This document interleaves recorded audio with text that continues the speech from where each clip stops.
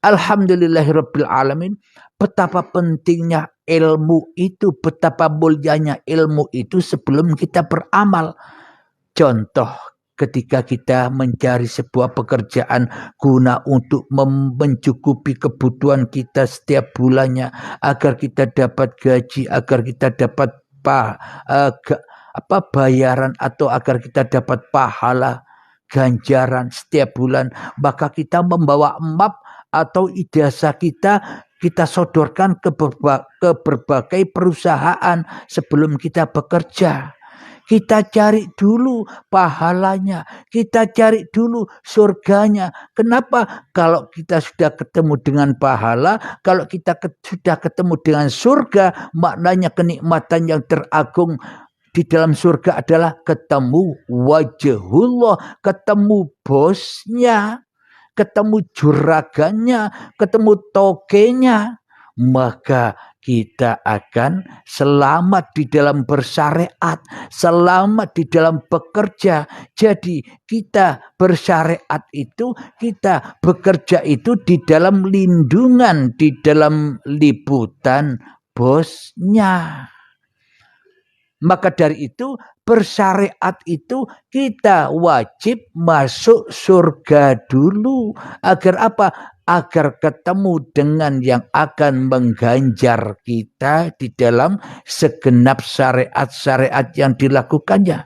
Maknanya ketika syariat itu setelah berlangsung bagi manusia yang sudah di dalam surga, maka pasti otomatis apapun yang dikerjakan, syariat apapun yang dilakukan pasti suci bersih dari ikut serta manusianya.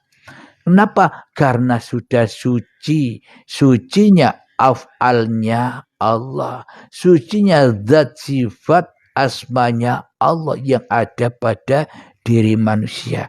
Betapa pentingnya mengenal Allah itu. Supaya apa? Supaya manusianya bisa pulang sewaktu-waktu kepada Tuhannya. Duduknya bisa pulang, berdirinya bisa pulang, makan minumnya bisa pulang, sholat ibadahnya bisa pulang, sholawatannya bisa pulang, bekerjanya bisa pulang, naik motor, naik mobil bisa pulang. Pulang kemana? Pulang semua apa yang berlaku atas diriku, semuanya di dalam kekuasaan Allah. Itulah syariatnya para nabi dan para rasul. Selama ini kita hanya mengedepankan syariatnya Nabi Muhammad. Padahal Nabi Muhammad tidak bisa bersyariat. Nabi Muhammad bisa bersyariat karena ada Tuhan, ada kekasihnya yang mensyariatkan Muhammadnya. Muhammad, bukan kamu yang melempar, tapi aku yang melempar ketika kamu melempar. Ini bila dijabarkan, Muhammad, bukan kamu yang duduk ketika kamu duduk, tapi akulah yang mendudukkanmu. Muhammad, bukan kamu yang bisa makan, aku yang menyuapimu. Inilah maknanya bertuhan itu, ketika hanya Tuhannya yang ada di dalam hati Muhammadnya. Tapi selama ini kita ngaku-ngaku bertuhan, termasuk saya, tapi di dalam dada kita masih wujud Abdul Halimnya. Apa bedanya Abdul Halim ini dengan orang-orang ateis yang tak bertuhan, kecuali mentuhankan diriku sendiri selama ini? Tidak ada bedanya dengan orang-orang kafirin. Kenapa? Karena kafirin di sisi Allah ketika manusianya masih lebih wujud daripada wujudullah. Jadi kita jangan menilai orang lain. Nilailah diri kita sendiri. Karena kita sendirilah yang paling tahu diri kita. Dan orang lain sendirilah yang paling tahu orang lain itu. Jangan kita menilai-nilai. Ku anfusakum, selamatkanlah dirimu, wa ahlikum nar, maka seluruh keluargamu, maka seluruh manusia akan selamat dari apa?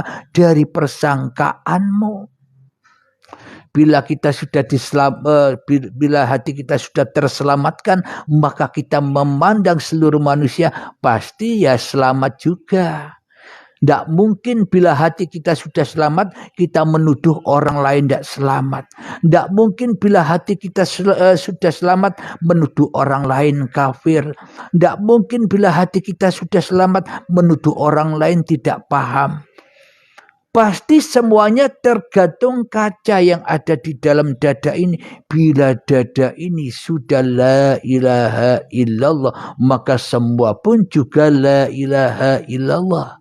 Namun bila dada ini la ilaha illa ana yang ada masih diri manusianya, pasti kita akan disiksa dengan wujud-wujud yang selain Allah. Maka kita gampang menilai orang, kita gampang mencemooh orang, kita gampang menyalah-nyalahkan orang. Kenapa? Karena diri kita sendiri ternyata belum selamat, belum Islam.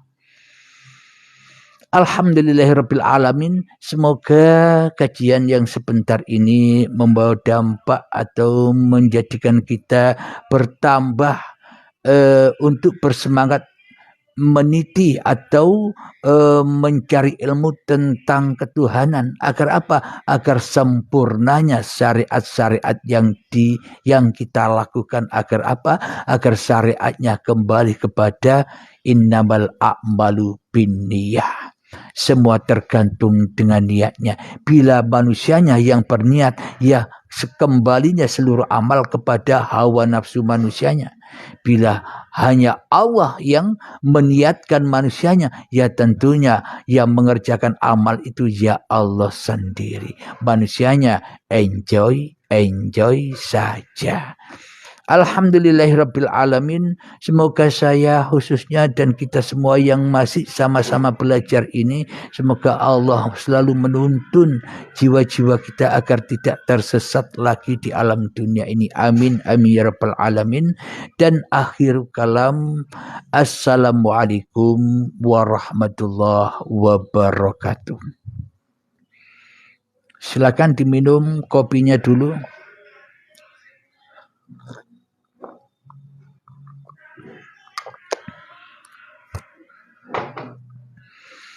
Alhamdulillahirabbil alamin. Saya ucapkan kembali waalaikumsalam warahmatullahi wabarakatuh bagi sahabat-sahabat yang sudah mengucapkan salam di kolom komentar. Alhamdulillahirabbil alamin. Ini ada kira-kira ada yang mau naik. Saya baca tappingan-tappingan yang di bawah ya dari Al-Fakir. Rasulullah sudah maksum dijamin surganya, namun tak pernah meninggalkan syariat.